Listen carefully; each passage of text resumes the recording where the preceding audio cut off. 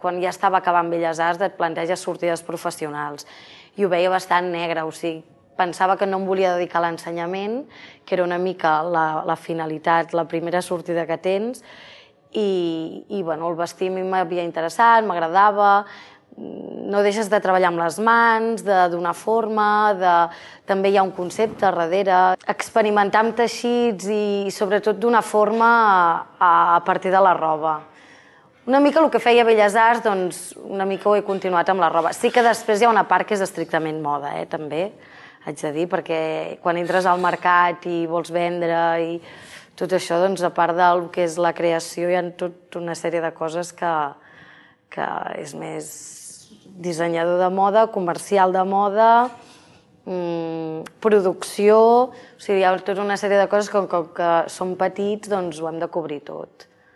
Són punts de vista diferents. Amb Neil Barrett és vestir que senti bé, que més o menys estigui en tendència i que sigui venible, és a dir, que la gent se senti còmode amb allò. Amb el meu és algo més personal. De vegades miro més amb la pròpia peça que no amb el després com t'hi sentiràs quan la portes. T'agrada la peça i per això te la poses. No és que t'hi sentis potser molt còmode o que et serveixi per portar en moltes ocasions, però te la compres com a un objecte. És més egoista, jo crec, perquè és més aviat una palla mental meva, saps? Vull dir, m'agrada, disfruto fent-ho.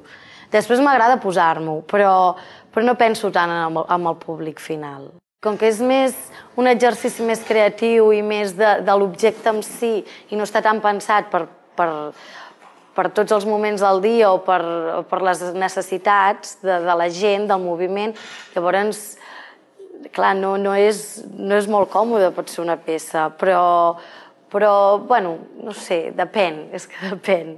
M'agrada treballar molt al volum, molta gent, doncs, potser s'hi sent incòmoda, però bueno, és més aviat una peça en si. El que passa és que a mi no m'agrada dir que la moda és art, perquè la moda és un negoci i al final tu saps que tot el que estàs fent després ho vols vendre. I ho vols vendre i vols fer una producció, amb la qual cosa el plantejament des de que comences ja saps que serà la venda i entrar a formar part del mercat de la moda. El que passa que dins de tot el que és el món de la moda sí que llavors hi ha casos en què pots acostar-te més a l'art, però en casos molt concrets. És a dir, per mi l'art no té una eina concreta per expressar-se. Llavors, l'art pot utilitzar la moda com a mitjà, però la moda en si és moda. Llavors, algú sí que pot utilitzar la moda com a expressió artística. Jo aniria més per aquí. A mi m'agrada partir d'un concepte, no? En el fons ho fas per enviar un missatge, per expressar alguna cosa.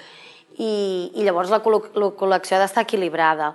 Aquest concepte serà molt més remarcat amb algunes peces, però amb d'altres tindrà alguna cosa a veure, però després també penses en peces que la gent pugui portar. La moda mou molts diners, molts. I és un monstre.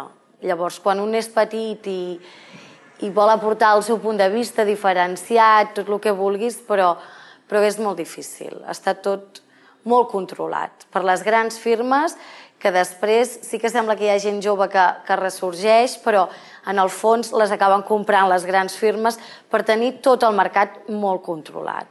Crec que és absurd seguir el calendari de la moda. Per tot això que abans ja he dit de la gran indústria, que està tot tan dominat pels grans. Llavors, bueno, són decisions. El que passa que sí que, ara que jo m'estic plantejant això, m'he fixat en dissenyadors potser de la meva generació, no d'aquí, sinó internacionals, que una mica fan el mateix. Desfilen quan tenen diners, quan no desfilen, treuen col·leccions quan els hi ve de gust, si no veuen que no arriben o que no les fan.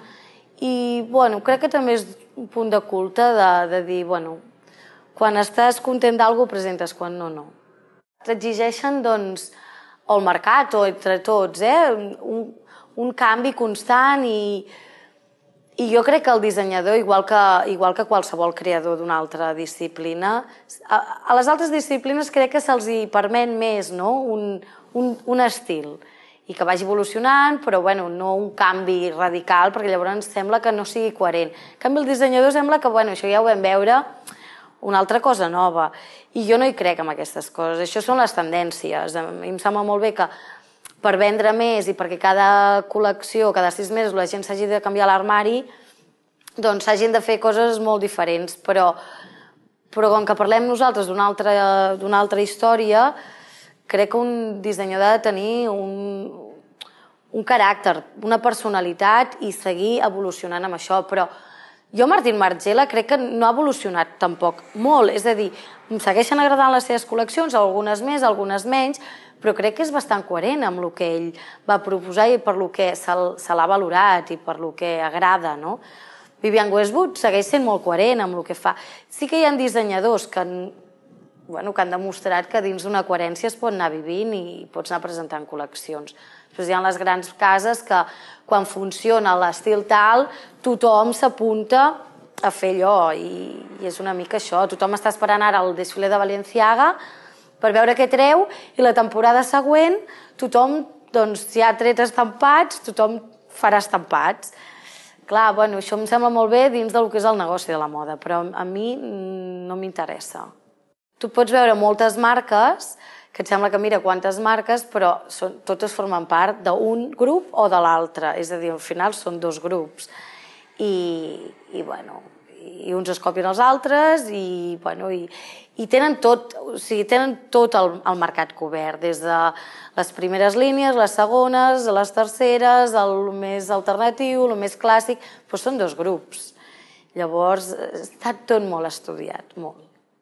Hi ha fases més creatives que tothom està investigant més i ara la veritat és que estem vivint unes temporades que es va molt a una dona molt estàndard, jo crec, que buscar una dona molt estàndard i molt sexy i potenciar molt el cos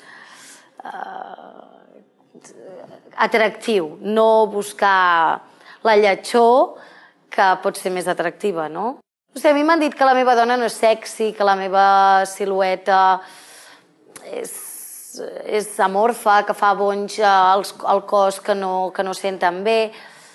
Per la venda ho entenc que em facin aquestes crítiques, però a mi m'interessa justament experimentar per altres cantons i no m'importa l'estètica de la dona Beckham o... Faig dona perquè sóc dona i perquè sé el que m'agrada i sé el que... Sí, el que a mi m'agrada. Ser home, fer home per mi seria interpretar l'home i és més difícil. Per mi seria més difícil. Si jo analitzo els dissenyadors que a mi m'agraden més, són dones. I crec que justament deu ser perquè justament són dones i jo connecto més. I fan dona. I de col·leccions d'home m'agraden... Hi ha dissenyadors que m'agraden. És a dir, Helmut Lang, per exemple, m'agradava molt amb dona, però va començar amb home. I era una dona que s'entenia molt que venia de l'home. Una dona molt masculina. Era coherent. Però jo, Versace, Dolce & Gabbana i tot això, es nota molt que són homes els que ho fan. L'ostentació i la femme fatale acostuma a ser dissenyada per homes. Homes gais, però homes.